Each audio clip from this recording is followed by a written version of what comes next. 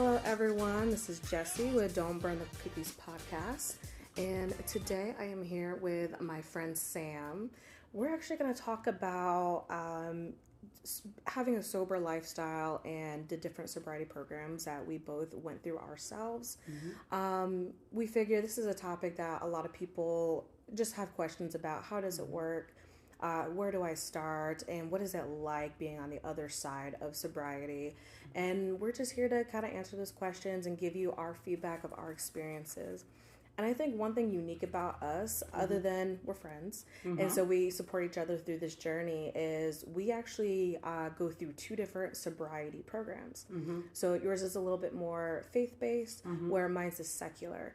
And so I think that would be really good for our listeners to have that information, so that maybe if a listener wants to know more about faith-based, they can get that information from you, which will be amazing. And then if they want something more secular, then I'll be able to, provide that as well. Right. All right. So I do have some questions that we're both going to just go through and answer together. Some light stuff to kind of, find our flow. Yeah, of course. And feel free to share as little or as much as you want. It's completely up to you. Okay. All right. So first off, why did you get sober, and how long have you been sober? Okay, so as we say in AA, which I've been to AA before, my name is Samantha. I am a recovering addict / alcoholic. It's nice to meet all of you viewers. Jessie, I already know you, so thank you for having me today. So I have an app on my phone that actually tracks the days. So I have 248 days, which Awesome. I don't know if that equivalates to 7 months. I don't know how many days. I don't know. I don't know off the top of my head, but I know it's close. Yes. So I'm not a mathematician by any means, but I have 248 days clean. Good. It's going to be great to hit the 365. It's going to feel great to hit that year. It's going to be wonderful. It's going to be so good. It's going to be so good to hit that year. I don't know what we're going to do. We got to do something. We do. We got to do something fancy, like get dressed, maybe take ourselves out to dinner. Yes. Like, it really needs to be a celebration. I'm just kidding. Applebee's. Let's go to Applebee's. Oh my goodness. Yes, it'll be great. I've got, what did I say? I said I should know this by heart, how many days I have. Okay, so I've got 248 days clean. My drug of choice was cocaine and alcohol. So I would drink and I would immediately have that urge to go get a bag of cocaine because I felt like it could help me stay up longer. I would drink, it would be enjoyable. I was social. Yeah. So it just kind of went hand in hand. And it got to the point where I was doing it on the weekends and it was fun and I was having a good time. And then it got to the point where it was a weekday thing. Oh, and I felt like I needed it to function. I felt like I needed it to carry out everyday tasks. I needed it to just be and feel like a normal person. Yeah. And so it went from being a leisurely recreational type thing where you did it with parties to doing it almost every day or every other day. Okay. And what pushed me to get clean was absolutely 110% the fear of losing my child. I have a 3-year-old son. You know this. You have a son too, so you understand. But fear of losing him, of losing my car. Someone that I was involved with wrecked my car as a result of drug use. Yeah. I almost lost my apartment. I couldn't pay my bills. And it just got to be so overwhelming. I couldn't afford anything. I couldn't afford basic needs that people have, Yeah. And my mother-in-law came up to me and she said to me, she was like, I'm going to take your son away and I'm going to report you to CPS and you will not see your son again. And I said, okay, that's it. I'm done. That's all I needed to hear. So that was what really drove me to get clean, was the fear of knowing that I could lose everything, because I thought that I could just keep going and be they call it a functioning alcoholic or functioning. So I was drinking, I was using, and it was just it got to the point where it wasn't fun anymore. It was just like, and it wasn't even fun. I was just doing it because I felt like I needed to. Yeah. And so that's what drove me to get clean. My son, and definitely just the fear of losing everything that I had worked so hard to get to the last time this was a relapse my past time. Yeah. So I'd worked so hard to get all this stuff. I didn't want to lose it. Yeah. And I had already lost my car, and I was on the verge of losing my apartment and on the verge of losing my son, and it was rock bottom. Yes. And I feel like it's like that for most people, maybe. Yeah. Is it like that for most people, I feel like? So I know for me, the reason why I got sober was a little different, but still equally as important, and I would think. Yeah. So I have been sober for 8 months. Yay. I just looked on my app before we start Yay. recording. And let's see, my choice was alcohol. So I'm an alcoholic. And so one of the main reasons why I got sober was because when I drank, it was no longer fun. Yeah. It would be fun for maybe the first hour. Yeah. But after we got past that first hour, I would get emotional, but not the fun emotions. Right. You know, I wasn't like the fun Jessie that I used to be in the club where I would be like, "You're my best friend. I love you get the loving alcoholic, like, I love you. Like I was bathroom talks. Exactly. Yes. I was no longer like the loving, over caring Jessie. Instead, I was very angry. And if I wasn't very angry, I was very sad. And so it was getting to a point where it was like, you know, when I drink, I don't feel good anymore. I'm very angry. I'm very sad. And it was getting to the point where, like, I was going to work hungover. Yeah. Like, to the point where my eyes were yellow in the morning. Oh, God. Yeah. And so I hated the idea that my coworkers, they could see by looking at my eyes, because especially my one coworker, the assistant manager at the time, he had an ex who was an addict as well. So he knows the signs. So he knows the signs. Oh, wow. And so that made it even harder on me, because I'm like, everyone else may not know by looking at my eyes, but he does. And having him know just kind of hurt me inside, because I was like, oh my gosh, like, I don't want people at work to know I have this problem. You have this mask on. Yeah. It's like the masks kind of start slipping off at some point. Yes. You know, I think that's why I could put my mask on.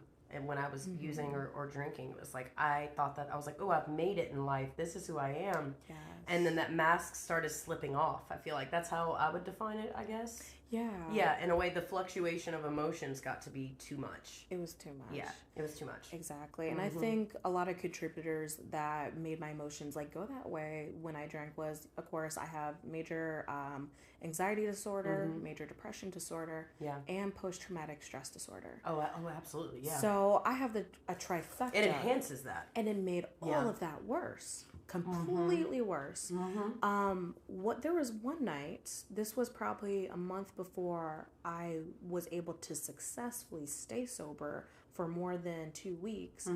A month beforehand, I got so angry. I don't even remember what it was about, but my emotions were so high. Yeah, it's too much. And too much that I actually kicked my couch and broke my toe.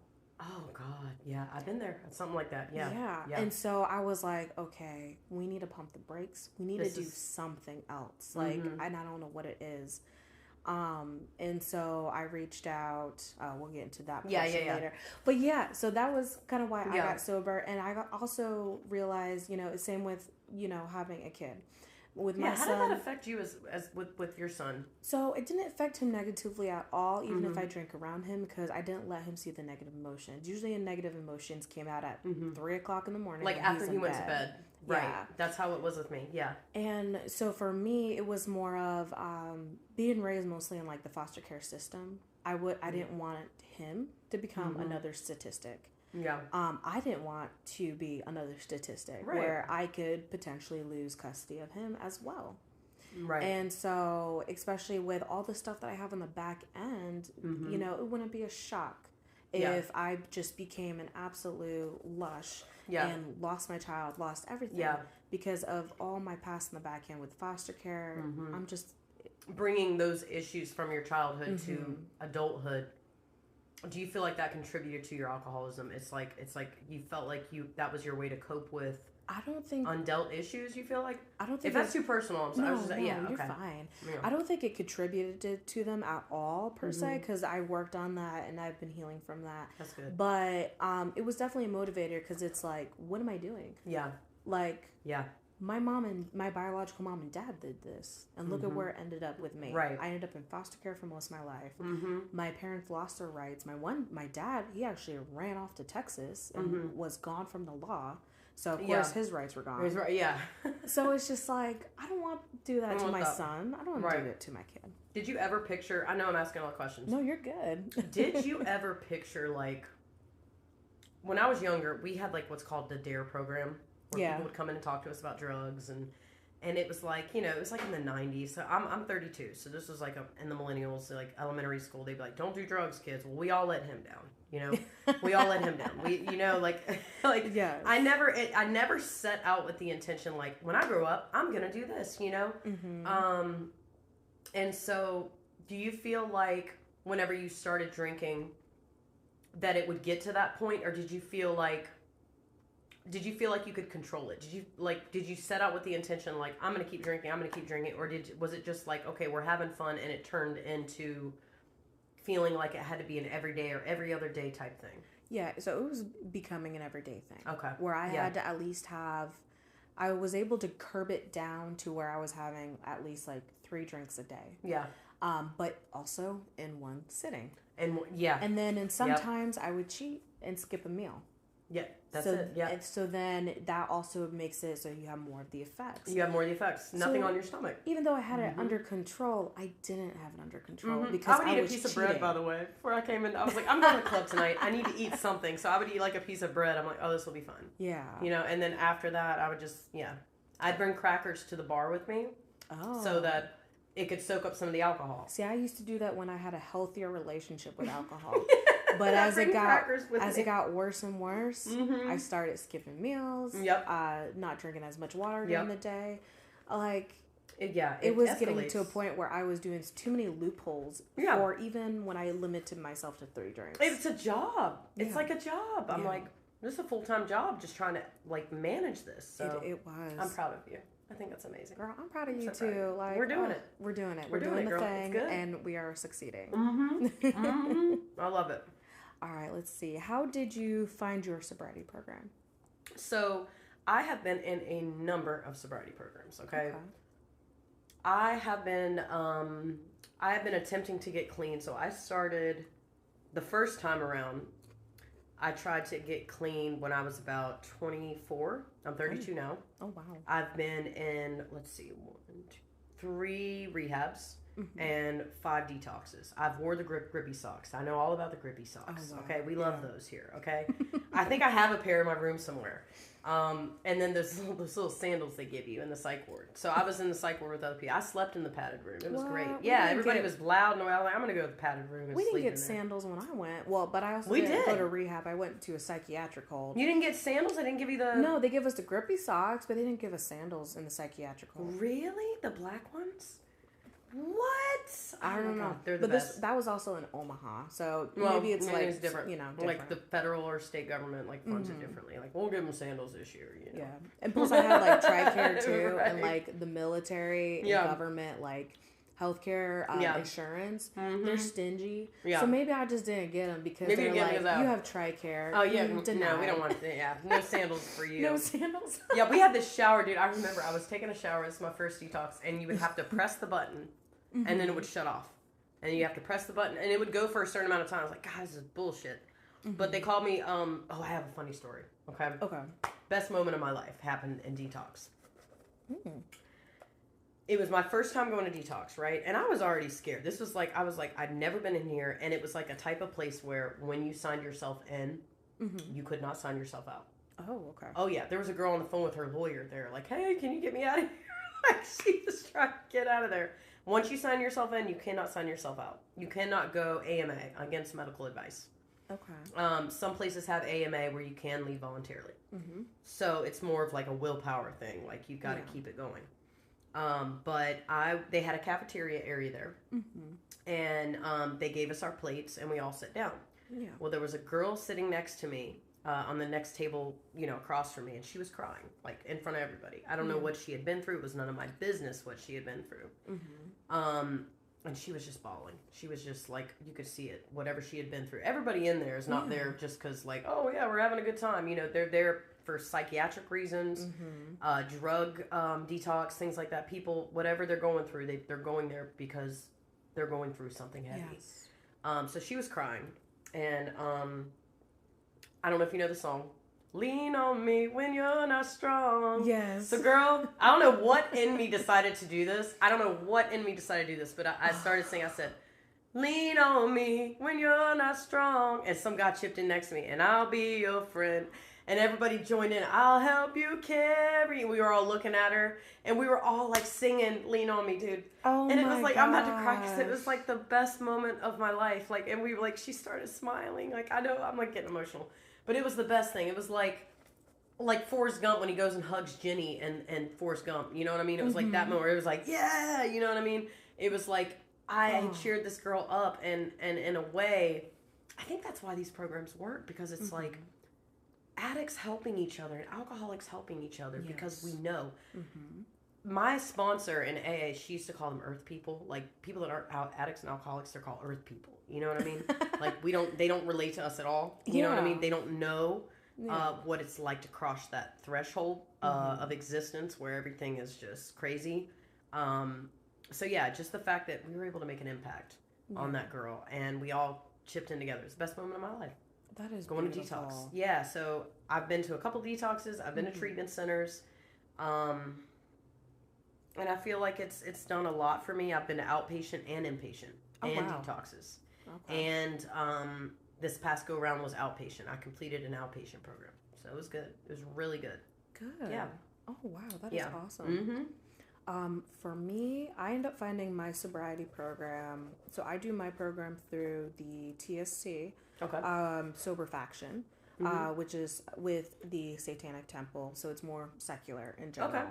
They don't believe in anything except for the willpower of yourself, which is something I really needed and I really related to. But I found it because I'm in a local county group for atheists and agnostic individuals, and I posted in there. And I was like, hey guys, do you know of any secular like AA programs? Any resource, And so some people were like, no, I don't know, but I'm following because I'm curious too. That's cool, yeah. And then one person recommended, I think, a humanist program.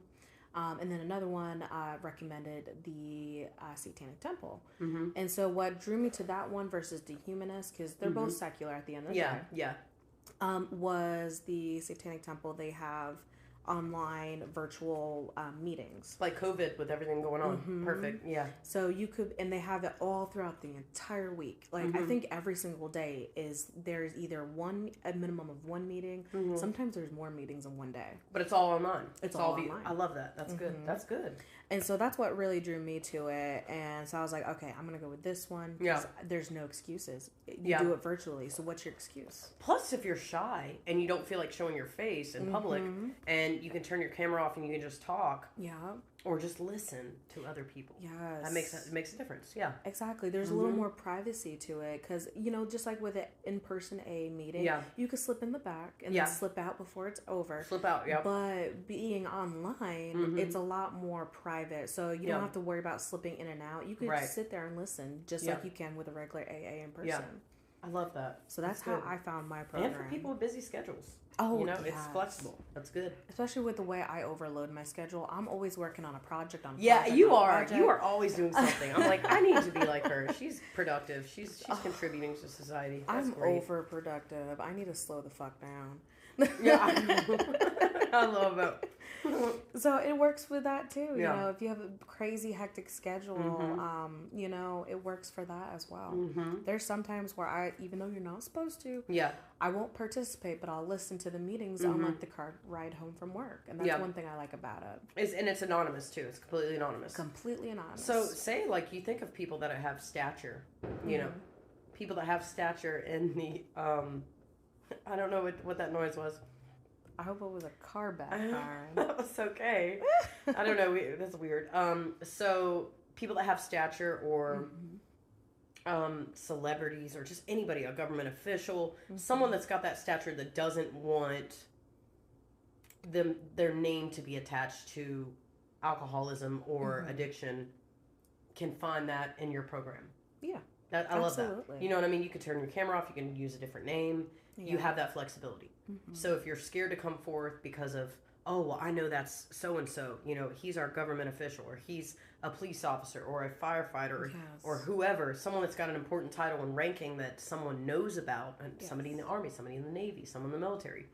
They have that safety net, which I love. I think that's great. Exactly. Yeah. And also the group is so big and it covers everyone here in America. Really? They even have some members that are across seas that come to these virtual meetings. That's so it's awesome. like you're not alone. You could be talking to anybody in the world.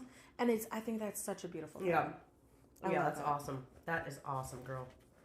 All right, let's see. In general, how does your program, your current one that you're working on now, how does that work? Okay, so recently I graduated from, I have a little certificate on my fridge here, but when I first started to get clean, I knew I had to do something. So I enrolled in an intensive outpatient program. IOP is what they call it. Okay. It is covered by Medicaid. So if, you know, listeners that have Medicaid or Medicare, it is covered by that. And there's actually a lot of resources for people that are on Medicaid or Medicare for substance abuse. They are extremely helpful with that and actually support it. But it was intensive outpatient, which basically means inpatient is what it sounds like. Inpatient is when you're staying at a residential facility. Outpatient is when you're not staying at the facility, but you're receiving therapy a couple times a week, depending on the severity of your situation. So if you have, they're going to give you what's called an assessment when you arrive. Yeah. So when you arrive there, you're going to meet with a therapist or a clinical practitioner, nurse practitioner. They're going to ask you some questions. When was your last use? Which they get so... They really they've really hit the nitty-gritty. They're like, when did you use this substance? And what age did you start? I was like, I don't know, lady. I wasn't counting ages and dates and times. I was just kind of winging it, honey. Yeah. So they wanted to know your date of last use, what you used, how old were you, how much did you use? Yeah. And by answering those questions and other questions, they could figure out, okay, she needs it 2 times a week or 3 times a week sessions that you go to. So I had it 3 times a week, and it was all via Zoom. So mine was also Zoom. Nice. Yeah, it was also Zoom. I told them, I said, look, I'm a single mom. So to those that are single moms out there that need that flexibility, they will work with you in that aspect of the place I went to. Okay. It's all via Zoom. We met 3 times a week. We would log in the morning. I think it was 9 a.m. We would log in. And we would have like a morning meditation where she would read something that would just kind of like get the conversation going. Yeah. So she would read like a thought for the day. So something to kind of manifest the meeting and get everybody on the same page. And then she would share something about addiction. So we would watch a video on YouTube, and then we would, after the video, we would talk about how we felt about that video that we watched pertaining to addiction or alcoholism. And everybody would kind of just pitch in and share how they felt about it. It would be like an educational thing. Yeah. And I did that 3 times a week, and I did it for 12 weeks. Oh, wow. So it was like a 3-month program. Yeah. And once I completed it, they gave me resources. So I had a peer support specialist that worked with me, that was assigned to me, that said, okay, now that you've completed this, what do you want to do next? Are you going to stay at home? Do you want to go to inpatient? If you want to go to inpatient, we have resources for that. Do you need help with housing? Do you need help with this? So it was really good to have that, especially being a single mom. Yeah. Do you need help with anything? Are you receiving food? Do you need money for food? What can we do to help you and help your overall health and well-being in pertaining to your addiction or alcoholism? And it was great. It was really good. And that's one thing I love about outpatient programs because they are focusing on not only helping you with whatever need it is, whether it is sobriety or something else. Yeah. Outpatient really focuses on getting you good and getting you good and integrated in everyday life. Yeah, that's why they don't keep you overnight. And they want to set you up for long term when you stop coming back to the program. Yeah. Because I know I did an outpatient just mental health program back when I used to live in Nebraska. Yeah. And that's exactly how it was, where That's it was like they want to set you up with as many resources as possible so you succeed for when you graduate the program. It's like a transitional thing. Yes. I love it. I love it. And it was like, along with your program, it was like you could speak freely if you had your beliefs. You could speak freely about them, but they were also respectful of other group members too that may not necessarily have the same beliefs as you. Okay. So, you know, they were respectful of that. They were open to that. And for me, I did the IOP program, and I'm a Christian, so I've always believed in God. But growing up, it was like, we went to church because it was Sunday, and we had to go. Like, my parents were going, so we were like, all right, we're kids, you know, come with us. It was tradition. It was tradition. I was like, okay, this is how it's supposed to be. I guess, you know, I don't know what's going on here, but I guess I'm just going to go along with it because you guys are doing it, and that's fine. And for me, I attended this program. Over the years, I've gotten closer to God, so I believe in Jesus. I believe in Jesus Christ. Yeah. I feel like, I don't know, I knew that I had tried to fill the void. I felt like there's always this hole inside of me, and I was trying to fill it with anything I could, because let's face it, Jessie, this world is not friendly. There's a lot of stuff going on out there. There's a lot of negativity. There's a lot of, you know, there's war, there's crime, there's disease, there's famine, there's earthquakes. It's just everything going on. It's pure chaos. It's chaos. It's absolutely chaos. And for me, I did drugs, and I drank alcohol because I wanted to find some way to ground myself from all of that. Yes. And when I did drugs and I drank, it was like, I felt like I had found out who I was. Like, oh, this is who I am. You know, like, I felt like comfortable in my own skin in a way until I didn't. Yeah. And it became a chore and a job, and I wasn't enjoying it. And I've always believed in God, and I felt like I needed to fill the void, and God fills the void for me. I feel like the last day I'd gotten clean, or it was like the day I decided to get clean, my dad was in town, and my dad had saw me high, and I never wanted him to see me like that. I never wanted him to see me that way. He had left to go to the grocery store to make dinner for us here. And while he was gone, I was snorting cocaine. You know, I was like, all right, while he's gone, I'm gonna, you know, do this. Cause I still have a little bit left. Yeah. And so I did that. And when he came back, I was just so jacked up, and I felt terrible. I was like, what the hell are you doing? Your dad's here, Sam. Like, why would you do that? Your dad's here visiting. What are you doing? Yeah. And I think I knew he could tell. And I didn't care. And when he left that night, I felt awful. And I got on my knees on the bathroom floor. I don't know why it's always bathroom floors that people break down on and have, like, their moments. It's one of the holiest places. It is the holiest of places, is it not? It's never like the living room or the kitchen. It's always the bathroom. Always the bathroom. It's always, I don't know if it was like that for you, but it was the bathroom for me, okay? It's always the bathroom floor, okay? It's never like the couch. It's always the floor, and it's always the bathroom. Yeah. So I'm glad, that's awesome that you can relate to. I'm sure a lot of other people can too. Like, it's always the bathroom floor. We sneak in there, we shut the door, and we just have our moment. And because you can put the fan on, have a little fan white on. noise. Right. It's like therapy. It's like our like safe space. You know what I mean? There's no windows in there. Nobody can see you. You know, some people might have windows. I don't have windows. Some people have prayer closets, but honestly, the bathroom is the best. The bathroom is the best. It's the best. And if you're like getting really overwhelmed, you can always take a shower. Yep. You know, always put on the hot water and just sit there in the shower, and the hot water runs out. You know, so you just have your moment. So I got down on the bathroom floor.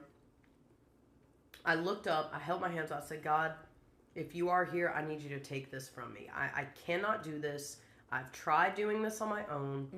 I've tried the willpower. I cannot physically do this. I cannot quit. Yeah. And if something is out there and it is bigger than myself, let it be known and help it fix me, because I cannot do this. I cannot do this on my own. Yeah. And I cried for like a good hour, and then I felt peace. I don't know. I shouldn't have had peace in that moment. I should have not had any kind of peace whatsoever in my heart and my mind, but everything just went still. And I felt like this peace come over me, and it was okay. And I stopped crying, and I just looked around the room, and I just sat in that peace for a little bit. And that's how I knew. I was like, okay, if God is real, he's definitely real to me, because I had some kind of spiritual experience in that bathroom. Oh yeah. And whatever that is, I want more of it, because everything else has not worked. And the peace that I felt is nothing that any drug or alcohol or anything could ever give me. And that's all I ever wanted. And that's why I felt like it worked for me. And then a month later, I go to Elevation Church, which is a great church. I called them up. I made an appointment, and I wanted to get baptized. I said, okay, let's do this. And Christianity, baptism is like, is it almost like a rebirth? It was like a rebirth. Yeah, it's like a rebirth. So I decided to get baptized, and I gave my life to God. I said, okay, I'm going to let you take control of this. Now, I still struggle. I still absolutely struggle. Yeah. I try to like give him my will, and then I take it back, but the way I see God and the way I see Jesus, he's like my cheerleader. He's like my sidekick. Like, whatever the world throws at me and I can't handle it, I give it to him, he'll take it, or we can work through it together. That's how I see it, with my sobriety especially. So, does your church have their own little meetups or anything like that you sometimes go to? They have e-groups. So, awesome. They have e-groups, they have Bible studies, which I've been missing a lot of them because I work Saturdays now. Yeah. But they have e-groups. They have single women's e-group, like single moms, single dads, couples. They have like an e-group for every single type of person, really. Yeah. That is kind of cool, right? Yeah. And that is so good to have like that sense of community. Yeah. And that's another thing I was looking for when I was trying to choose between the different secular programs was I also want that sense of community, because absolutely, that is so powerful. It's so powerful. Not only getting sober, but staying sober. Staying sober. When you know someone else is going through what you're going through, like I said, earth people earlier. Yes. They're not going to get it, dude. If I talk to like anybody else that's not an addict or not, they're not going to understand what we go through. I know you'll understand. I know you will. Exactly. Yeah, you get it.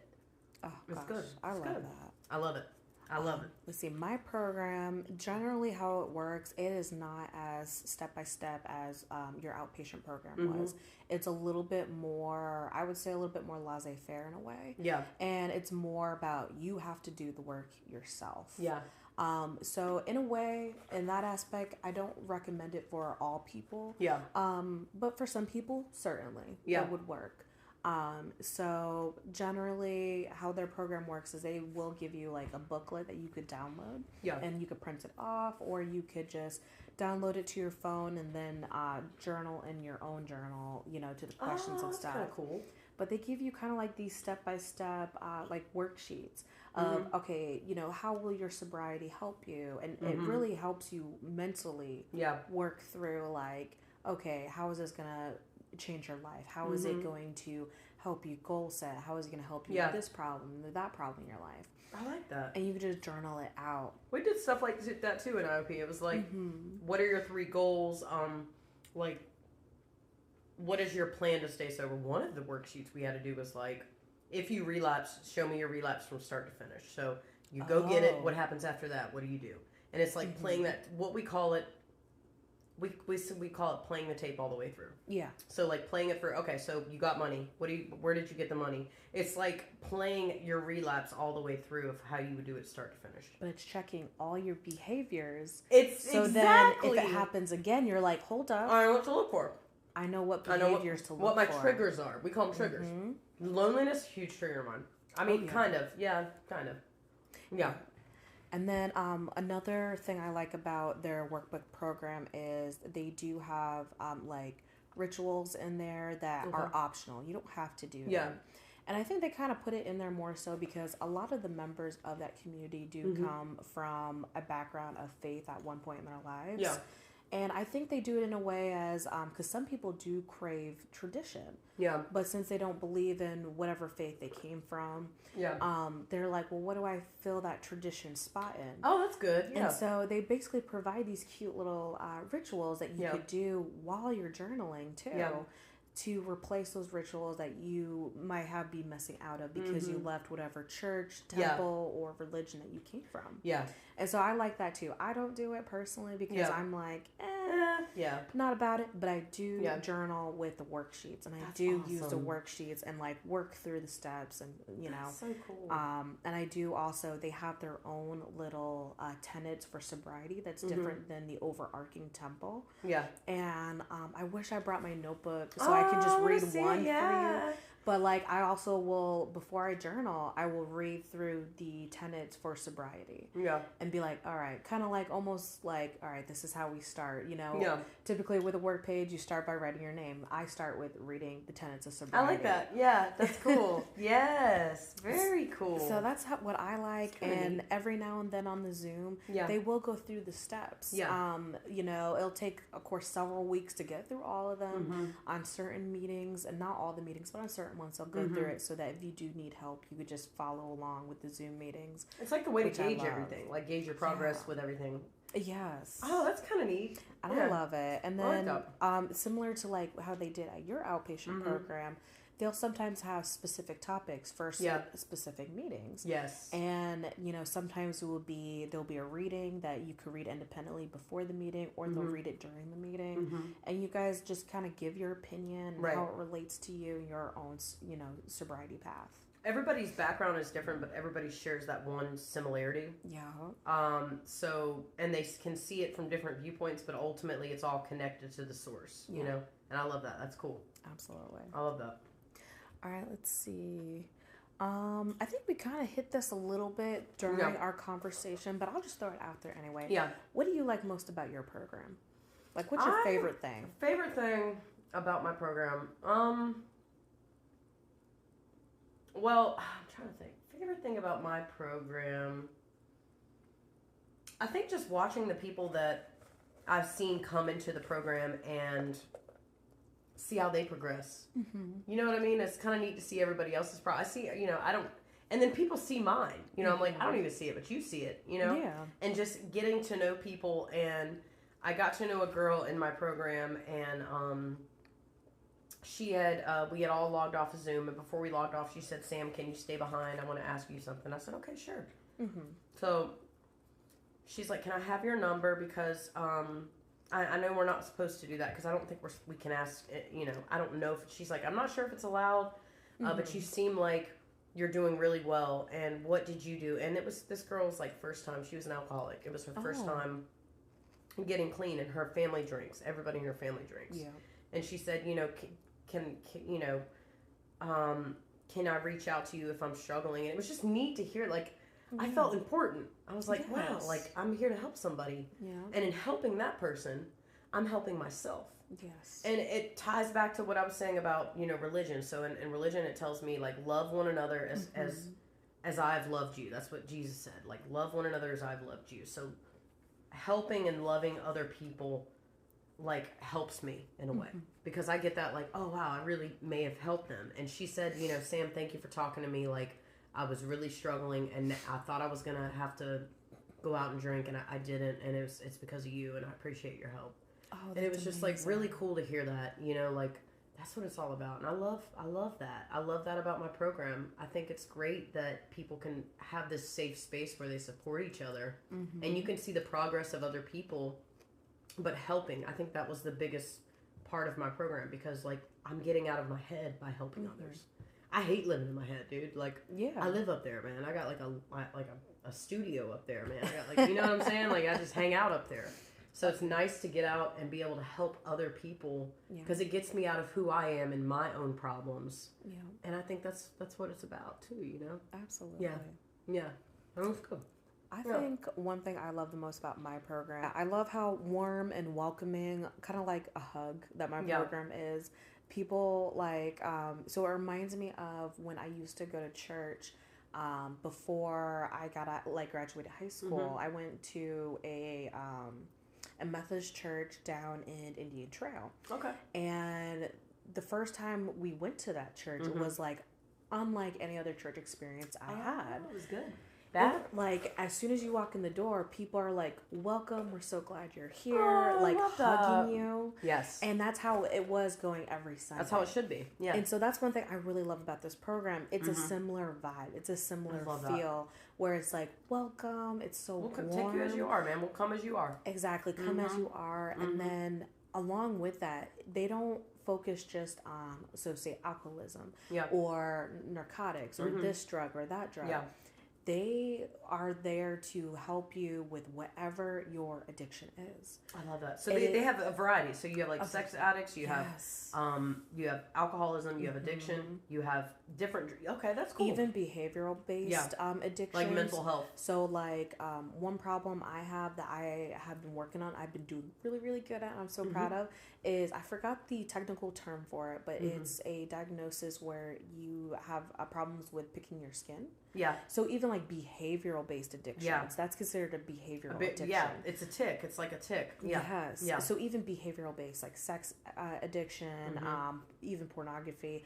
Some people are like, I smoke way too much weed. Yeah. It doesn't matter what it is. It's not categorized. They're like, welcome to the meeting. Yeah. Let's get this shit have a done. seat. Let's do it. And I love it. I love that. I love that.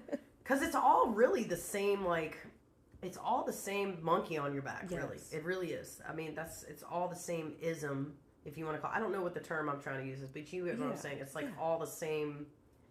At the end of the day, it's like all something that prohibits us from moving forward to where we want to be. Yeah, because especially with something with addiction, it doesn't matter which addiction you start with. Yeah. As soon as you start healing, for a lot of people, there's that transference. And you get a transfer addiction. Yeah, and you do. Mine's cleaning. God, it's awful, girl. Mine was like sugar every other day. And like sweets. So I had to have chocolate cookies in the beginning, like every single day. Yes. And now I've worked it down to where, sure, I still get chocolate cravings really bad, but it's not as bad as it used to be. Do you do coffee? Do you drink a lot of coffee? No, not coffee.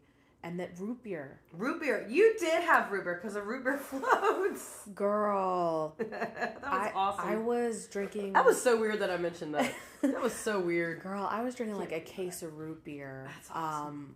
Like 2 to 3 cases a week in the beginning of my sobriety from alcohol.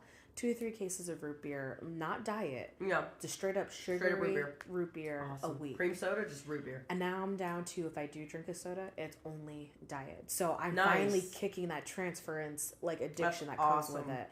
But that's one thing I love about that program, because they understand that transference. So it's we know that you're here for this, but we're also here for if it accidentally transfers. I'm telling you, yes. You know, for me, it was also very, very, very much codependency.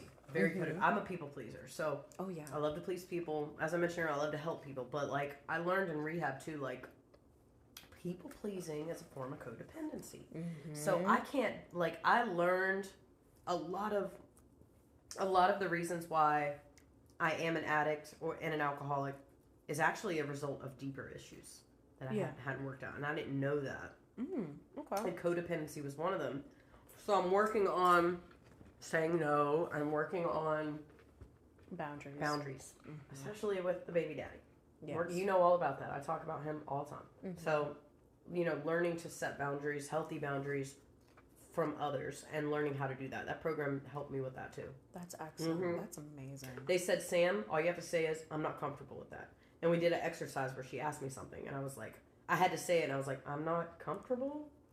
You said it almost as if it was a question. And that's good that they made you like... Yeah, they made me. They're like, I need you to say it. I was like, I'm not comfortable with that. And she's like, yeah, we'll work on it. We can tell. We can tell you're not comfortable, so it's like, yeah, it's good. It's good.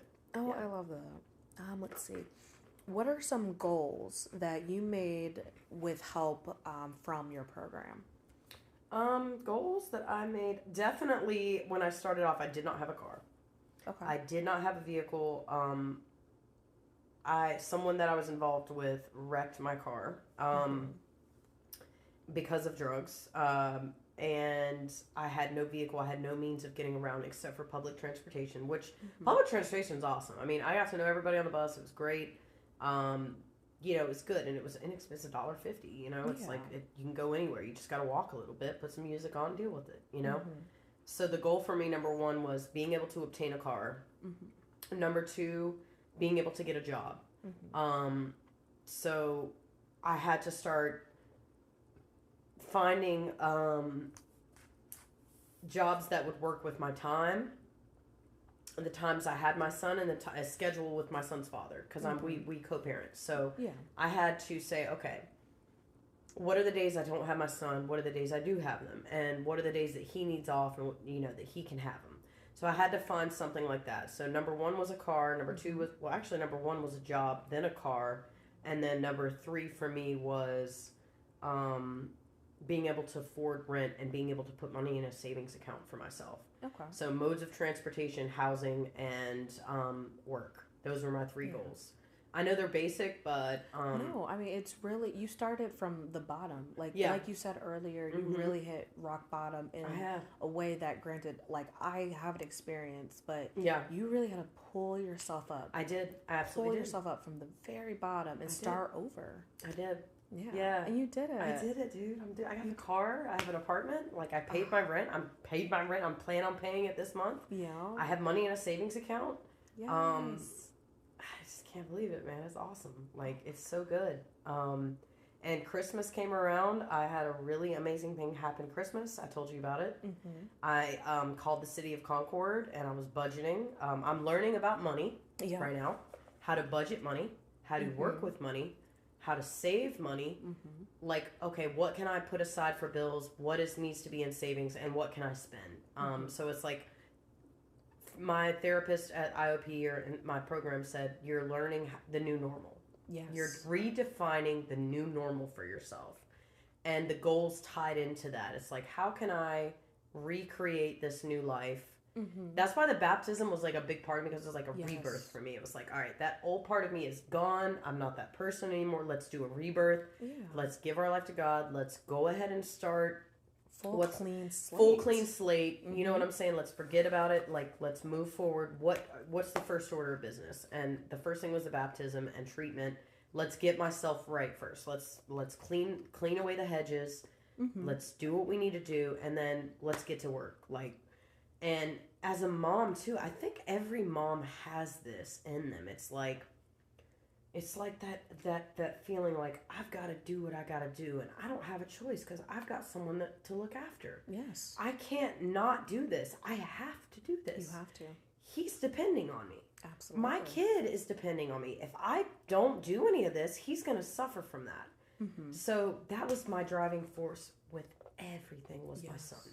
If I don't get up and pull myself by the bootstraps, and if I don't do something about this, I can't be dependable for him, and he needs me.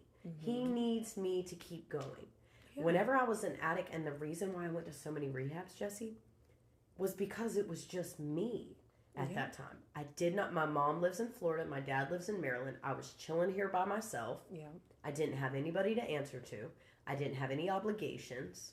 And so it was like, hell, I'll get messed up. I don't care.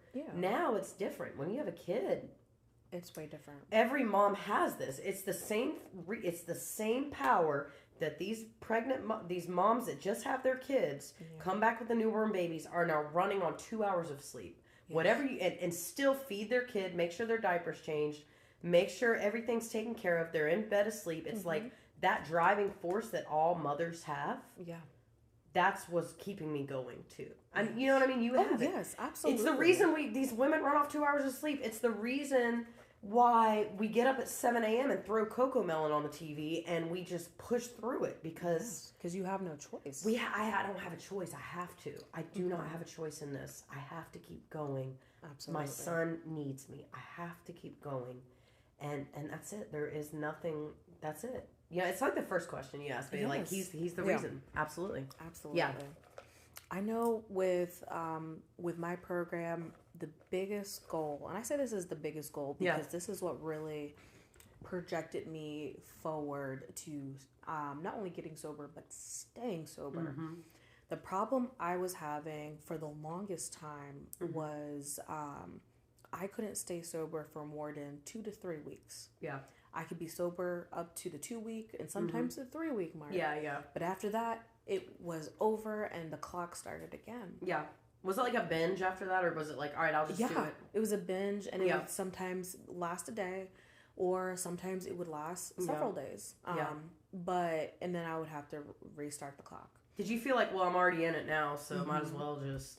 That's how I felt. I was like, Sometimes, oh, well, I'm already in it now. I already relapsed. Let's just keep it going. Like, yeah, I'm already in it. Might as well just enjoy it and keep going, you know? Yep, and that did happen a few times with me, too. Like, where it's just like, well, you already drank last night, so you might as well have one You're already this in morning. It. Right. Why not? Right.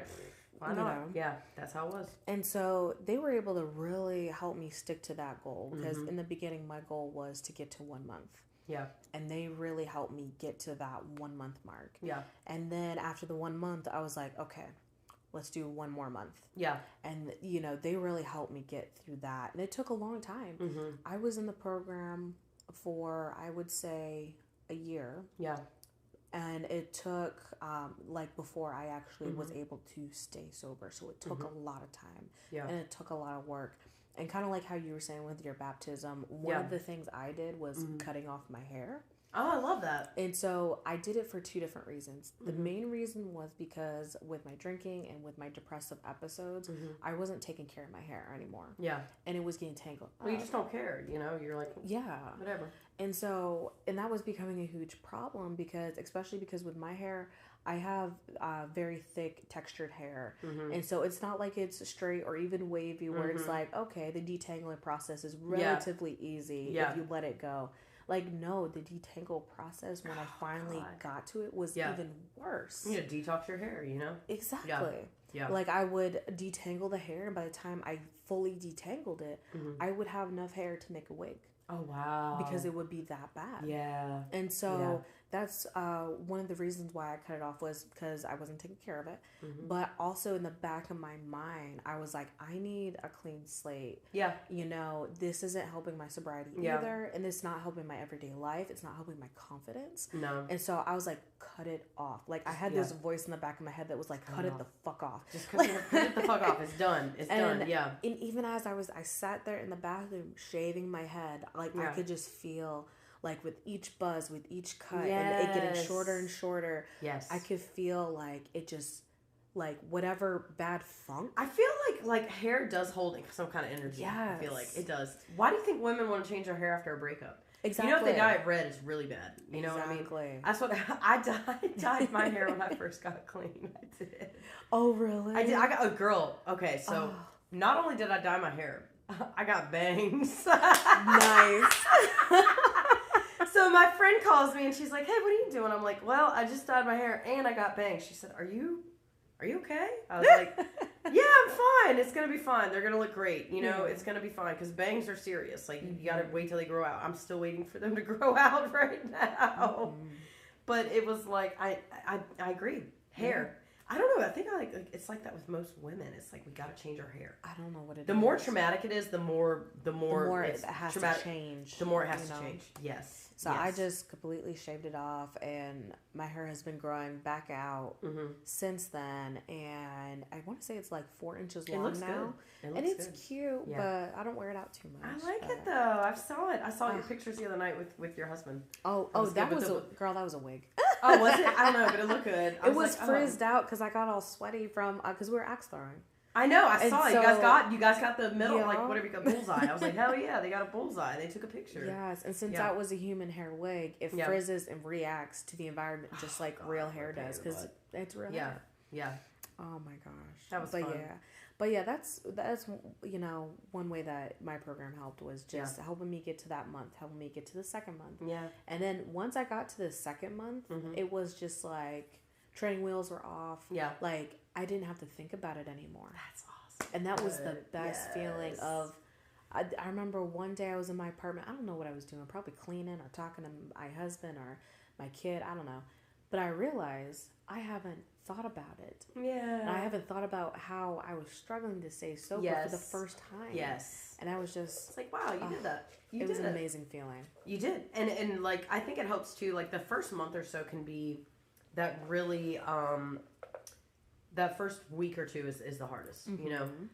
So when you get new members that come in, it's like you really want to resonate with them and say, look, I know where you're standing. I know I'm maybe not the same exact background, but that battle that you're going through, I was there, and it's going to be okay. I used to hate when people are like, it's gonna be okay. It's gonna be okay. Everything's gonna be Oh, alright. I hate hearing Oh that. God, I hate hearing. I'm like, you know what I tell people? I'm like, you know what? It's okay to not be okay. If you're not okay, that's fine. Cry, get mad, throw something, do whatever you have to do. I'm not gonna sit here and tell you that everything's gonna be okay. I don't know if everything's gonna be okay. That's true. But what I do know is that it's okay to not be okay. I tell my son that. My son's pitching. I don't tell him to stop crying. I'm like, hey, if you need to cry, go ahead and cry. When you're done crying, let's talk about it. Yeah. You know, like, it's okay. I think society, it's like, puts this thing like, you've got to be okay all the time and everything's going to be okay and you've got to be positive. You can't have the good without the bad, man.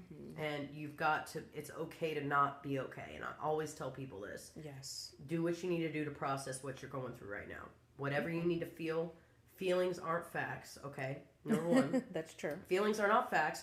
They won't kill you, okay? Yeah. I mean, it feels like they're gonna kill you. Yes. You know, your feelings. It's like, oh God, this always gonna kill. It's not. Anxiety will not kill you. It feels like it's going to, but it will not kill you. And it's okay.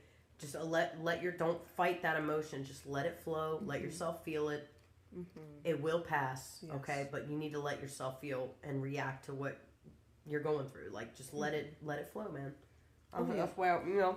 And that's one thing I hated hearing in the beginning was it's going to be okay. It's gonna be Because it's okay. like, you don't know You don't know me, dude. I don't even know what I've been through. And so now being on the other end, feeling in a comfortable space with my sobriety, what I tell new people is like, I don't tell them it's going to be okay. Yeah. I tell them, look, if you keep trying, if you keep working the program, I was like, I'm not going to tell you life is going to be better. It's not going to be easy. And I'm not going to tell you it's going to be easy. I'm not going to tell you life is going to be better because life is going to be bullshit. It's going to keep going no matter what. The world keeps turning. Shit's going to keep happening. There's nothing we can do about it.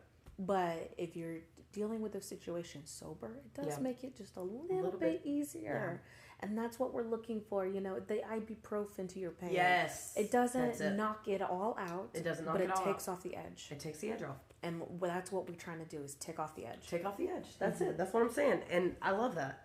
I think it's okay to not be okay. And I think it's finding that new normal like we talked about earlier. I think for me it's finding a new normal. And I always tell people in the program, I'm like, look, man, like you said, I'm not going to tell you that it's going to be okay. And I'm not going to tell you that it's going to be easy. This is something that you're going to have to work at. You're going to if you want this, you need to put the same energy into it as you did trying to get drunk or trying to get high. And if you put that same energy into it, you're going to get back what you put out. Love that. You get back what you put out, but as with anything, you know what I mean? What you put into it, the work you put into it, is not going to be something that you may necessarily want to do, but it's going to be something that's going to be good for you in the end. I love that. Actually, I'm going to write that down. Put the same energy. But you get back what you put out. You put the same energy. Yeah. When you were getting drunk. I love that. Yeah. Whatever you were doing, you know, put that same energy into it. Force yourself. You know what I'm saying? These people that you see on TikTok and Instagram and Facebook with weight loss programs. Do you think they did that not by just sitting around all day and not doing anything? No, they woke their ass up at 5 a.m, went to the gym every day at 5 a.m, got their ass up and did something about it. Yeah. You don't like the way you feel? Go do something about it. It's not going to be easy. It's going to take a lot of hard work. You're going to be frustrated. You're going to cry. But you're also going to be like, when you pull it off and you start to feel like yourself again and you're comfortable in your own skin, you're going to be like, damn, I did that, bitch. Like, exactly. I did that. You know what I'm saying? Yes. I did that. Ain't nobody did that for me. I did that. That car out in that apartment out there parked outside. Bitch, you did that. Bitch, I did that. Yes. Bitch, I got my own apartment. Like, I did that. Ain't nobody do that for me. And it's the best feeling. It's like, especially being a codependent person, I'm more independent. It's like, I am doing this and I'm so proud of myself. Yes. You know what I'm saying? But it wasn't easy. It takes a lot of hard work. It does. And you're going to have to work at it. But it's worth it. Absolutely. So anybody out there struggling, like, it's okay to not be okay, but it is going to take hard work. And don't be a little afraid of a little blood, sweat, and tears. Give it all you got, you know? So, love it. And the hardest step forward is just taking that step forward to do something. Yeah. Yeah. One thing that I remind myself of, and that my one friend also reminds me of every now and then when I get in a real bad funk, is that motivation follows action. It does. So even if you're not feeling like, you know, in the back of your mind, you need to get to a meeting, you're not feeling it right now, just go to the meeting. Just go. That's when you need to go the most. Yes. That's when you need to go the most. Sit and listen. Don't even talk if you don't want to. And I know it's going to be hard because I've been there with many different other things other than sobriety, but with my depression where I just didn't want to do it. But just remind yourself, okay, motivation and that energy follows action. It does. So just get your ass to that first meeting. Just go. Or to that first resource, whatever it is. Whatever it is. And then that motivation will come because you did that first thing. And the fact that you admitted, like, I think the first step is admitting, like, okay, I have a problem. And that's huge. That's a huge step for anybody to admit. I know a lot of people I've been involved with, they want to blame it's like, oh, well, you did this to me and you did this to me. I think it takes an enormous amount of strength for someone to admit, like, I did this. This was me. This was all me. I drank. I used drugs. I'm a sex addict. Coming out and just being able to admit that to yourself and owning up to that is beautiful. Yes. And I think anybody that does that, I think that's just a powerful thing. And I think people should be proud of that. Yes. You know what I mean? It takes a lot of courage within yourself to reach in yourself and say, you know what, I messed up, you know, and I am this person, but that doesn't have to be who I am. Especially with nowadays with, you know, with any addiction, with the way our society treats a lot of different addictions, they almost treat, you know... There's a stigma. Well, not just a stigma, but there's also like a huge normalization of these behaviors that it's okay. And for some people, don't get me wrong, some people binge drinking is okay. It is normalized, isn't it? It is so normalized. I was going to ask you earlier. Or even with the fellas that might be listening, it is so normalized for guys to be a stud in the bed. Right. It is It's so normalized. It's so normalized for that. Where some people, they have a sex addiction and that is not okay for them to have that normalized. Wow. And so like identify, like, so that's another thing that could make it difficult for you to say I have a problem. I know it was for me. We were talking about it earlier.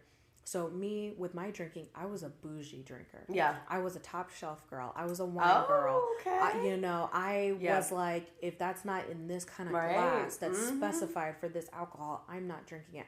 I was a craft, like, cocktail mixology girl. I love it. I was a bougie drinker. Yeah. And that's what took me so long to realize I had a problem. Yeah. Because I didn't think in my head I had a problem. I was like, I don't have a problem. I'm classy. I'm a classy girl. Yeah, classy. I go to the, what are they called? The little speakeasy style bars that do mixology. Yeah. I don't have a problem. Bitch, I did have a problem. Yeah, shoot, I did have a problem. Girl. Yes. And, you know, it's kind of like in that one show, Desperate Housewives. Yeah. There's the redhead who she ends up finding out she has a problem with alcohol as her life goes on. Yeah. And she was in the same boat. She's like, I don't have a drinking problem. I just like my glass of wine.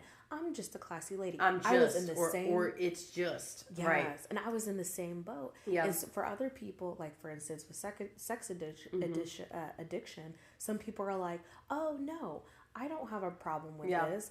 I'm just a stud. I'm a stud or a player or whatever. A player. Right. It's like, you know? And it's like, well, maybe for you, it is a problem. Where for other people, they are just a player. They are just a I don't stud. think society gets to decide that. I think it's whatever you feel in your heart.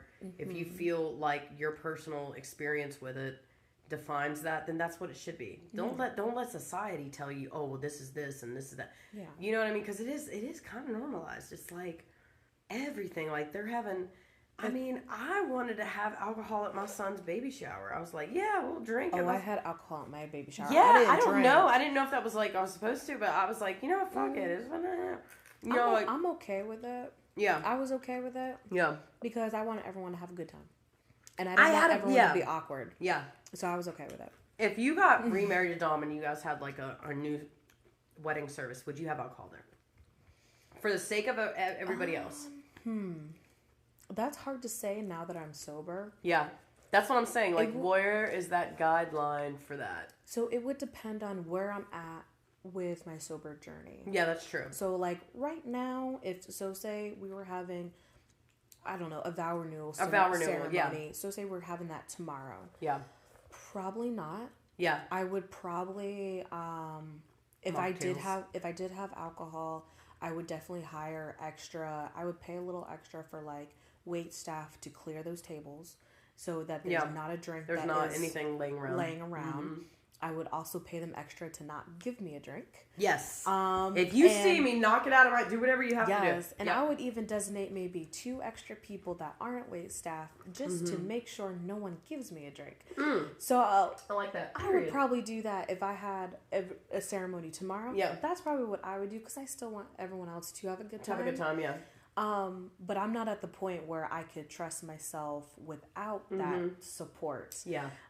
To have an open bar. Right. So, I get that. It makes sense. Okay. But I would also be doing a cash bar because it's like, look, if I can't drink, so I'm not paying for y'all to drink. So we're doing a cash bar. You got to pay for your own drinks. I'm sorry.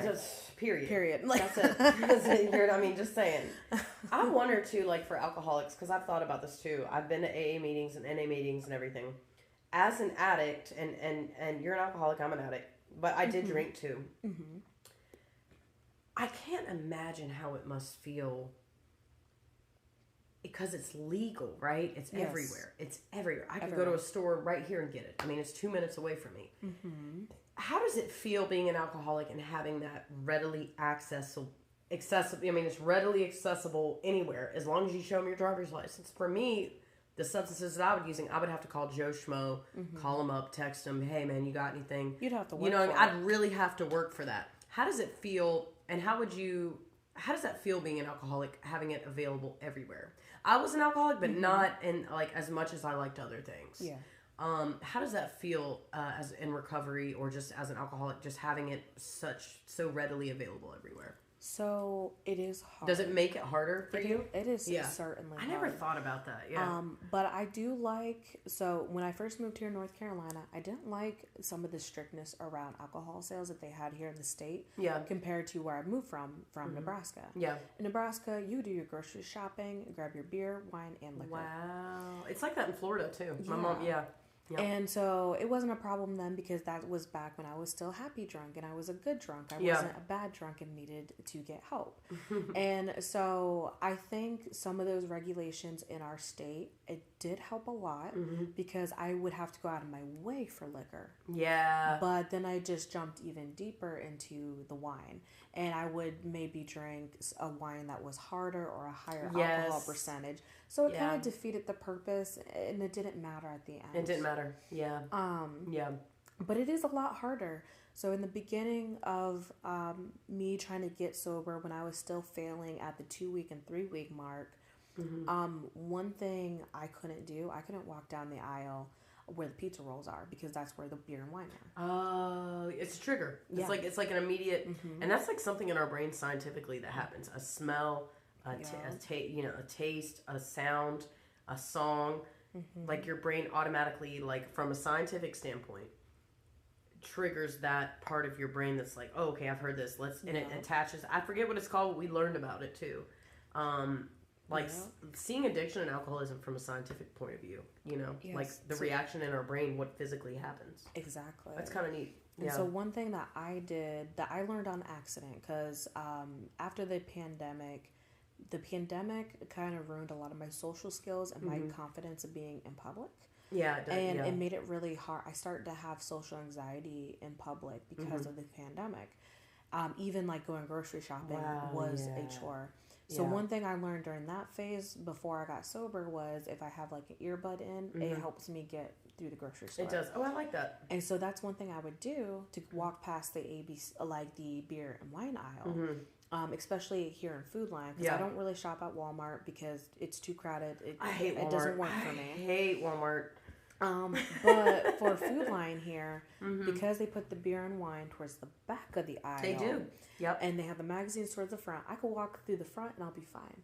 But I made sure I would have an earbud in with music playing on the left ear. So that's why I still have my left earbud versus the right. That is so that the music would help like distract me. It's like I could still kind of see at the corner of my eye. Yeah. But I have like Lady Gaga and Marina like you can't singing even in my ear. Right. Come on, girl. And singing in that left ear. I love that. So that it was like blocking it. That is so cool. But it was really difficult. And also so last summer, I was supposed to actually go back up to my sister's house up in the mountains one last time before the end of summer.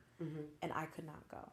Oh, yeah. And she doesn't even know about this. She's going to know about this now if she listens to this. But I could not go because up there they do drink a lot. But my sister, she's more of a healthy drinker. And same with my brother-in-law a little bit. But generally, when our family gets together, we do not drink in a healthy way when we get together. Yeah.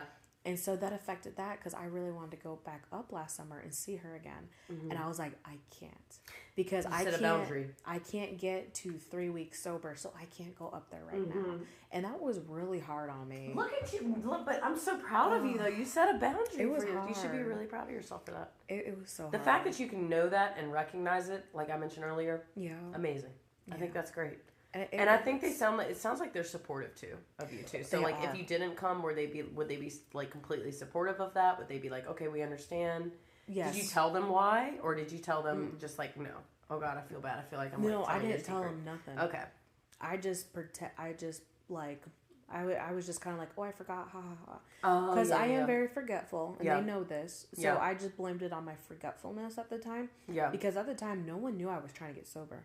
Yeah. No one knew I was trying to get sober until I got to 60 days, and I got my 60-day chip. I know. Yeah, you got and you have chips with that program. You showed me one. Yes. Yeah, yes. I love that. And it is like a beacon. Like I have. So when I was in AA, I have a coin that somebody gave me, and it was like a gold coin. And then my treatment center gave me one, and my son loves to play with it. And I like carried it around, and I was just like, it's cool. Like it's a way to mark your progress. It is. It's like a monument almost. Yeah. I don't know. It's monumental for me to be able to hold that and be like, yeah, I'm doing this. It's one of the things I struggle with too, and I know we're getting off topic, but no, and this is very normal. I will have dreams that I have used drugs. Okay, I don't know if alcoholism is the same way. Yes. I literally, this was 2 nights ago, and I had the most vivid dream that I went out. I got a bag. Oh no. And I did it. I mean, I did the whole thing, and I honestly felt like I was high too in the dream. I was like, oh my God, like I felt like that. I don't know if you've ever done coke, but I felt that initial like energy jolt that I was like, oh, this is great. And I woke up in a panic, and I was like, oh my God. And it was on my brain half of the day. I was like, and it triggered the shit out of me. I'm not gonna lie, it triggered the shit out of me. But at the same time, it's like anytime I'm triggered, I'm like, girl, you can't do that. No, absolutely not. No. Absolutely not. You are not doing this. And it's like that willpower. Yeah. It's like absolutely not. I don't care what are you gonna do after that? You're gonna lose it all again. It's like once that candle gets lit, honey, it's not gonna be blown out easy. Like it's like once you light that fire, it's gonna be hard to put it out. Exactly. So and I know that. But I have the dreams. Do you have dreams? Yes, I do. Okay, good. I was like, I know other people do, but alcoholism, I didn't know if you have dreams that you've drank and you wake up and you're like, holy shit. Like, in the beginning, it was really hard. Yeah. Because also in the dreams, I would feel guilty immediately after. Yeah. I remember that's good. The first one I had a dream where I was at a wedding. Yeah. And for some reason, I had a glass of wine, and I was just like, whoop. And just drank the whole thing. Like no thought given. Gulp. And then immediately in the dream while I'm at this wedding, I'm like feeling so guilty. Yes. And even when I woke up, like I was triggered too. I was like, and I was like, okay, I need something sweet. And I went and got my root beer. Yeah. I was shaking a little because it was. It's scary. It's scary. It's so vivid and so real, and you feel it. It's almost you can feel it going down your throat. You're like, oh my God, this is. And you wake up, you're like, God, did I realize? No, it was a dream. I didn't do that. Yeah. It's like so vivid. And so now real. when I have those dreams, it doesn't trigger me as much anymore. Like every now and then it might. But now when I have those dreams and, they don't really trigger me as badly as they used to. And sometimes when I get into like a lucid dreaming phase of my dream, when I can recognize that. Yeah. Wait, Jesse, you can lucid dream. I love lucid dreaming. That's cool. I didn't know that. That's I can. Cool. I love it. I can lucid dream when I realize something's not right. And so when I get into those dreams where I'm about to drink, that's when I know I'm dreaming. Yeah. Because I'm like, Jessie wouldn't do this. Jessie wouldn't even go near the alcohol. No. So why is it in her hand? Why? What are we doing here? At that point, with those dreams, I let myself have it because I'm like, it's a dream. That's what I do too. I'm like, fuck it. Yeah, it's like, all right, we're gonna do it. It's fine. And then I wake up and I remind myself, all right, you had your fun. You had your fun. You can't do it in real life. It's real life. I love, it's crazy because I love, I told somebody the other day, like being a single mom, I love bedtime. That's my favorite time of day. It's like the closest I get to clocking out. I love to dream. Just in general. It's awesome. It's like, what are we going to dream about tonight? Like what's going to happen tonight? I don't know why. I feel like that's so morbid. I feel like that's not. Is that morbid? That's not morbid. No, because you could have really amazing dreams. I know. It's like, what are we going to have? What's in store tonight? And sometimes I don't dream at all. But just like, I love it. I feel like being an adult is just waiting for bedtime. Because it's like, you get to clock out kind of. And everything shuts down. You get to relax. Everybody gets to relax. Like, I love it. On my days off, people are like, what are you going to do today? I'm like, nothing. Not a damn thing. I'm going to lay around and watch this hospital soap opera show, and I'm not doing a damn thing. Girl. And it's going to be awesome. I'm going to have snacks. It's going to be great. So, I love it. I love it. Girl, my wind down show right now is I'm rewatching Ghost Whisperer with what's that girl? Something Love Hewitt girl. Oh, Jennifer Love Hewitt. Yes. Oh her. Wow. And I'm watching it and I'm like, oh my god, this is so that's old. Great. But I love it. That's my wind down show. I love that. I'll watch that before bed and sometimes during the day when I need to like calm down a little. Yeah. And it's just like I love it. I love like hospital dramas. I don't know why. I love them, but like they're so. I do. I like some of them, but then some of them get too intense. Some of them get too intense. They start giving me anxiety. I watched New Amsterdam. That one was good. New Amsterdam was really good. I think one show you would like is the Unbreakable Kimmy Schmidt. Oh, I've seen it. Unbreakable. Yeah. And she has, oh my god, yes. Me and my friend Nikki used to love that show. Actually, I gotta see if it's still on Netflix. I'll watch it again. Yes, she breaks free of like this cult that she's in or something. Yes, girl, that was a good show. I'm gonna watch that again. I'm glad you brought that up. I forgot about Kimmy Schmidt. I love that show. It's a good show. Like whenever my other shows are giving me anxiety that I love. Yeah. And I need like just a short break, I'll just put on like the Unbreakable Kimmy Schmidt because that helps like me feel a little bit better. It does. She's good. I like that show. She's good. Let's see. We have 2 more questions. Okay. So you did kind of touch base with this a little bit earlier, but how has your program not only helped with your sobriety, but also helped with your faith in that journey of being sober within your faith? I definitely think it's increased my faith. Like I said, I tried to fill the void. I don't know. I tried to fill the void with earthly things, like earthly things being drugs, alcohol, people, just everything I could get my hands on to try to fill the void. And I feel like it just wasn't doing it for me. It's increased my faith, but it's also made me acutely aware of my flaws as well. And so I'm getting used to like, okay, acknowledging my flaws, knowing that they're there, but knowing that, hey, I'm doing what I can do to work on them. But it's definitely increased my faith for sure. I think like faith for me is like, I have no idea what the future holds. In a nutshell, faith is like, I have no idea what the future holds. I have no idea what tomorrow holds. I have no idea what the next 5 minutes holds. I know what I want it to hold. I know what I want to do, but it's having faith is like, not knowing how the whole picture is going to turn out, but trusting the process. Trusting the process. The process isn't going to be easy. It's going to be up. It's going to be down. It's not going to be a linear process. No. Getting sober is not a linear process at all. It's got its ups and downs. It is not linear. I wish it was. Actually, I kind of don't. I don't know. Maybe. I don't know. Might make it harder. Like, I don't know. I feel like the ups and downs are good. I don't know. I kind of like, you can't have the good without the bad. So it's That's true. It's increased my faith tenfold, I feel like. But there's moments, as a Christian and as a non-denominational, I don't pray as much as I should. I don't talk to God as much as I should. I don't read my Bible that much. And I feel guilty about it. I'm like, God, I really should spend more time with him. And I feel like with God, it's like I only talk to him when I need him for something sometimes. And I feel bad about that. Yeah. Like I should, be more involved. And I think my God is something that's like, he understands. He knows. And he knows my heart. And he knows where I stand with that. I was just about to say that I would think, even though I don't believe in any particular deity or like religion, I would think that a powerful being of any kind would be able to read your heart. They would have the power to know that. To know your heart and know what your intentions are. Yes, because after all, they are the creator for that faith. And so they know what your intentions are. Yeah. They know what it's like to be inside your head. They know your heart and that you're trying. So I think that's, I was just about to say that. Yeah, it's like my intentions, you know my intentions, you know my heart, you know, test it, you know, see what you think. But, you know, I think it's definitely increased my faith, and I think it's definitely brought me, like I said, I experienced that peace on my bathroom floor, and I shouldn't have had peace that day at all for any reason whatsoever. And I want to hold on to that, you know, I want to hold on to that, and, you know, whatever it takes, and have that. Yeah. I love that. I love it too. It's good. That is so good awesome. stuff. I know for me, even though I don't necessarily have faith, so my program can't really help with that. But my program, the way that it helped me was it kind of helped kind of reaffirm that I got this. Yeah. Because we do focus a lot on, like, you could do this. You got this. You have the power. And so it really just helped reaffirm that, especially in the hard days.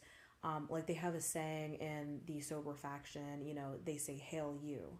Yeah. And it's, you know, because it's like, we don't believe in anything else. So we say, "Hail you." Yeah. Because you did it. You had the power. You did it. Yeah. And that just gave me the confidence. And that also gave me the validation that I was doing the right thing. And that I was like, not only doing the right thing, but I was getting it done. And I was like succeeding. Yeah. And so that's what I needed. And so, I didn't have faith, but that's how my program You have faith helped. In yourself. Yes. You have faith in yourself. Yes. So, yes, absolutely. So that's how my program helped with me. Yeah, I think so. I think I feel like I have like a seed planted inside of me, and it's like, and it's just flourishing, honey. You are flourishing. You got the flowers. You're going to be producing fruit soon. It's doing good. I'm excited, girl. I'm excited. I've got plants. If I can keep them alive for a little while, I'm good to...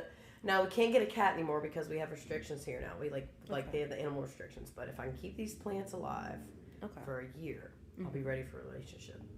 So it's good. That's the thing. And one of the programs I was in AA, because I've been in AA, NA, IOP, I've been there, done all of that. But it was like, if you can keep a plant alive for a year, right? It stays alive. You are ready for a relationship. When I was using drugs and I was drinking, all of my plants died. Well, of course. All my plants, I think these two guys over here are the only ones that have survived. Oh, and that's why I'm like so hell-bent. That's why I put coffee grounds in there. That we talk about. That's coming back to life. Oh, yes, girl, you call me all the time. What do I do? Like, well, I know. I'm like, what do I do about this plant? Like, what the fuck? I have to keep it alive, Jessie. I have to do what I have to do. But I love that because it also instills a responsibility. It does. It does. You know, it's not like it's something that doesn't change like a chair.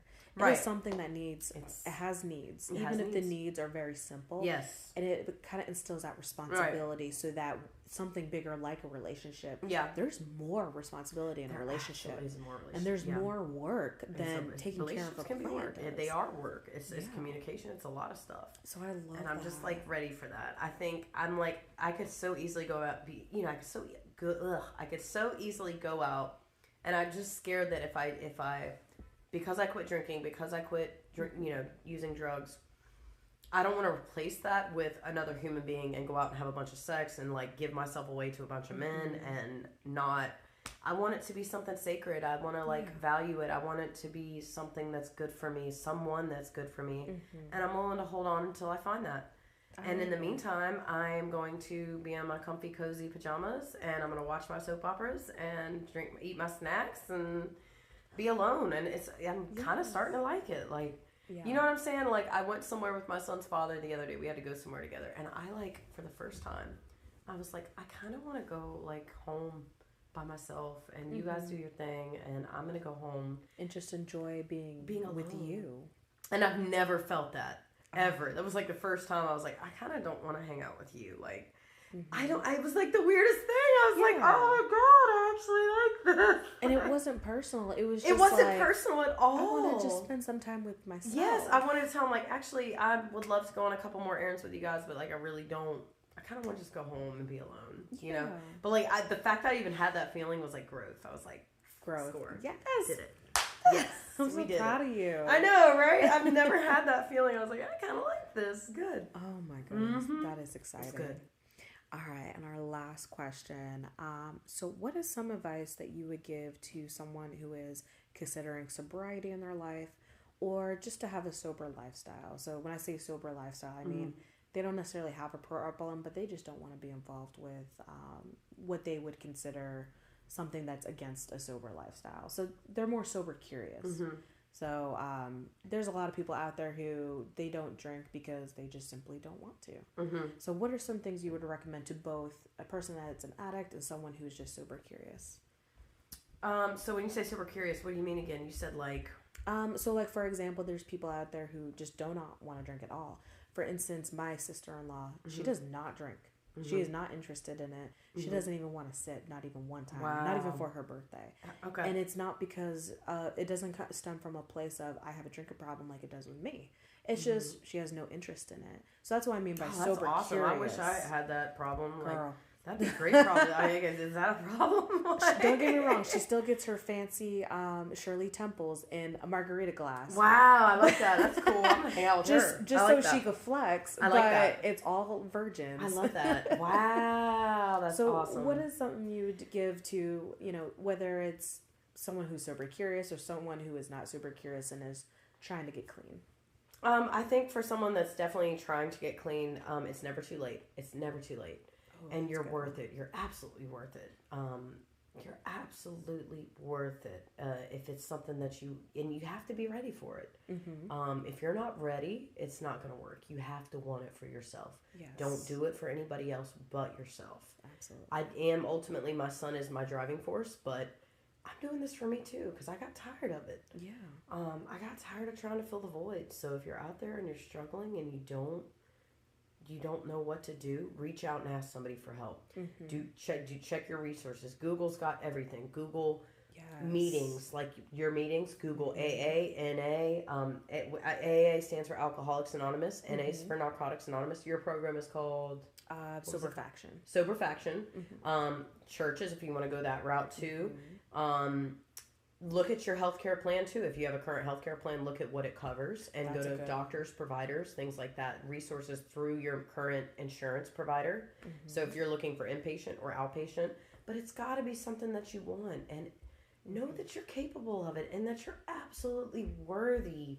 You are worthy of receiving that. Yes. You're worthy of being happy. You're worthy of waking up and not wanting something. You're worthy of just experiencing life and being able to handle life on life's terms and know that you're loved and that you're worthy. And I'm not going to say it's going to be okay because you're going to have your days where it's not going to be okay. And then you're going to have the days where you look up at the sky and you look at the flowers and you look at it and you're like, man, everything's kind of beautiful outside. It's kind of nice today. You're going to have those moments, and those little moments of happiness make it totally worth it. Totally worth it. And I think for those that are sober curious, I think you guys are awesome, and I would love to come have a Shirley Temple and a margarita glass with you. Absolutely. And just know that, don't be pressured by the status quo. The status quo. You know what I'm saying? Because it's out there everywhere. There's beer commercials, there's liquor, there's everywhere you go, it's everywhere. So the fact that you are sticking to your guns and you're just like, okay, whatever, I think that's amazing. You're a superhero for that.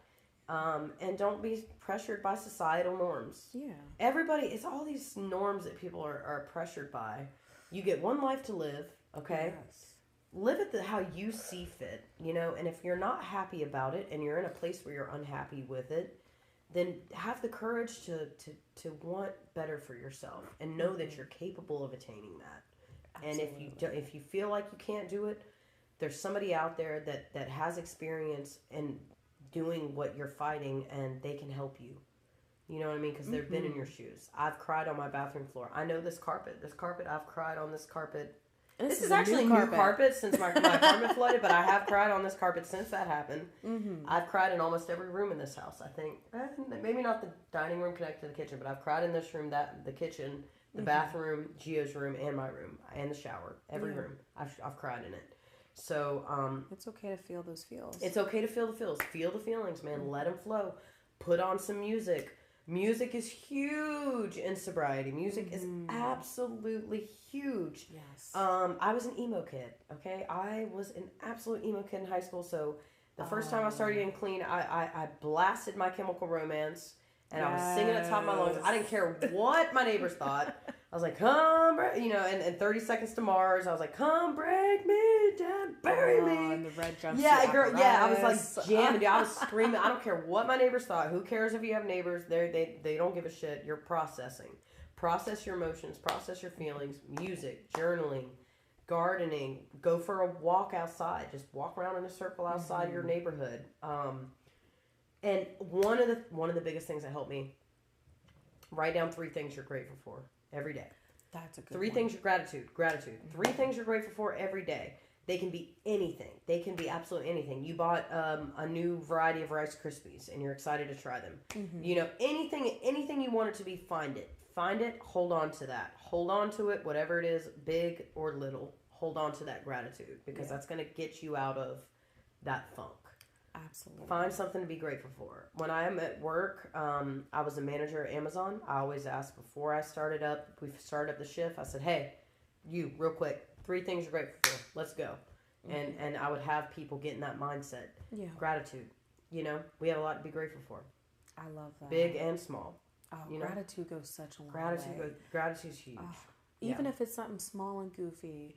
Like you said with a Rice Krispie, it doesn't matter what it is. If it makes you feel it doesn't even matter. There's no wrong answer for it. It's your personal answer of how you think it is. You know what I'm grateful for? I got another bag of popcorn. We just downed a whole bowl of popcorn. I'm gonna go make another one when you leave, and I'm gonna fucking put on my hospital shirt. That's what I'm grateful for. It's that's small, But to me, it's like it's nice, Exactly.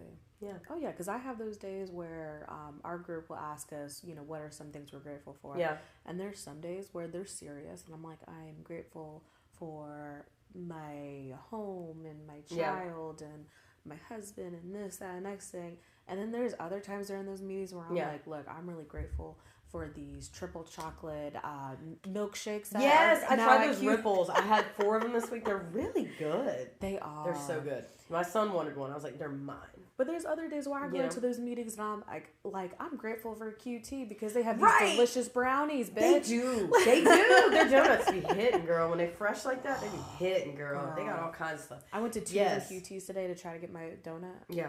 Food is huge, They were too. sold out. I was pissed. Really? But then again, it's a damn good donut, so I was like, I understand it. Respect. Yes. I get it. I should have been here quicker. I know. Food is good, too. Like, when you're first getting clean, food is big. Sweets, like you said, are good. Yes. Chocolate, coffee, too. We have a lot of addicts in recovery that love coffee, that caffeine.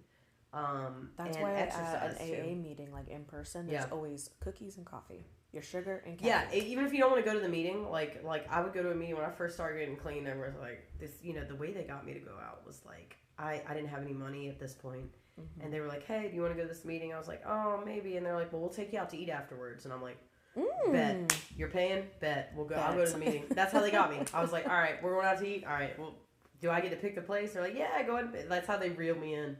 Oh, yeah, they got me reeled in with the food. I was like, yeah, so you paying. I'll go ahead and go with y'all. That's cool. Oh, I love it was good. that. Take it. Food, man. It's good. Food's expensive, Goodness. Yes. I would say some advice that I would give to people, especially people that are trying to get sober, is when it comes to your, how many days you have accumulated. Mm-hmm. If you want to get like an app to track it, set it and forget it. Yeah. Just set it and forget it. Set it and forget it. Because that's one thing that was very difficult for me getting my first month under my belt, and I think that contributed to my success. Yeah, was in the beginning when I was struggling at the 2 and 3 week mark, I kept looking at the counter almost every single day. Yes, and that is so agonizing. Just don't look at it. Don't look at it. Yeah, set it and forget it. And if you slip up and you relapse, then reset it and forget it again. Yeah. And you'll get those days accumulated, so then one day you'll be looking at your counter and you're it like, says, "Oh, I got so many days." I forgot about mine. That's why I was like, I gotta look at it. 248 days. Another girl on TikTok, I saw her. She puts like a pebble in a mason jar, or she puts something in a mason jar, like a penny or a pebble or something like that. and it just fills up. And then when you realize it's starting to get full, it looks good, you know? Yes. Yeah. And then you have something proud. It's tangible. Oh, I love and you that. can touch it, and you're like, oh, I did this, like with the coins. Yes. That's actually genius. Yeah. Like pebbles, or even like you do beads too, Yep. and really just fill up a flower vase. Fill up something with it. Yeah. I love it. That. Yeah. Oh my gosh. And just keep trying. Do not give up. Yeah, don't give up. Don't give up. It is so easy to give up and then just go back to wherever you were before you start on that journey. Don't give up. Stay strong. Don't let people try to pressure you into things. If you're not comfortable, I'm not comfortable with this. Yes. And I'd really like to leave. I don't want to be here. Learn about boundaries early on. Like those first couple weeks, don't only just focus on getting sober, but learning boundaries. Yeah. Because learning those boundaries is going to keep you sober. Stay away from, we would say in the program, like playgrounds, like stay away from, not playgrounds, like children's playgrounds, but like play things, play people, like stay away from all those people. You're going to have to cut people out of your life that you thought were your friends, and you're going to realize who your friends are when you get clean. Yes. A lot of the people that I thought were my friends were not my friends. I have like you and like one other, like Kara, and my parents are my friends. Like I call my dad, like, what do I do about this, and how do I handle this, and you know, like it's crazy when we're young, we're like we want our parents to fuck off, but like now that we're older, it's like I'm like, how do I? I was like, are you gonna come spend the night at my house? Right, like I want to, you know, like it's great, you know. So, you know, I think that's great. I think that's good. Oh yeah, absolutely, good stuff. Oh my goodness, I'm so proud of you, girl. I am so proud. I'm so proud of you. We're doing it, girl. Oh, and then one thing that we didn't talk about earlier, which is still fucking bonkers to me. What? So for our listeners that don't know, me and Sam are literally like within a week apart of each other of being sober. Yeah, and we are. Like, so I know. I can't believe that when we found it out. I was like, what? Yes. That was cool. Because I remember we were at the playground. The boys. So if you're almost playing. 8 months, and I'm 8 months. Yes. Yeah. You are 8 months, girl. I felt the need to bring it up too when we were at the playground. That's why at the 60 days, I called you and was like, happy we 60 did it. days. Yes. Because I'm like a week behind you. And I thought that was insane. Like being able to have a buddy that is close in the journey with you. So you guys are going through it together. We are. Even if we're doing our own separate programs, we are in it together and we are in it to win it. I know I could call you and be like, Jessie, I'm struggling, and be like, all right, bitch, sit down. Let's talk. Sit your ass down. Sit down, be humble. I love it. And I love being able to like have that with you too. And I know I haven't had that too many times where I've been like, where I've called and been like, hey, I need some help. Yeah. But I love that I could be like, okay, let me shoot Sam a text. Yeah. And, you know, even if she can't talk on the phone, maybe I could just text with her and just kind of get. Because you know my son, he's like, I'm not see Mason. And it's like, okay. Girl, he don't even. I don't mind him. I love that though. Yeah, girl. Gio and Mason, BFFs. But yeah, I think it's good. Have somebody. I love you. Girl, I love you. I love you too. Come you are like a sister. I love you. You're the best. We're doing this, babe. I'm so proud of us. I love us so much. See, and that's what it's all about. That's what it's all about, babe. Yep. Thank you guys so much for listening. I appreciate you guys coming out, listening to our episodes, and supporting us. If you want to share any stories, especially for the tea time, you are more than welcome to send us an email to askddcpod@gmail.com, and in the subject line, put Ask LJ. You can also do this for if you have any questions for us to answer for you. And if you want to remain anonymous for either of these, you're more than welcome to do that as well. And we might just share them on the air one day. But until next time, just keep in mind and remember, y'all, don't burn your cookies.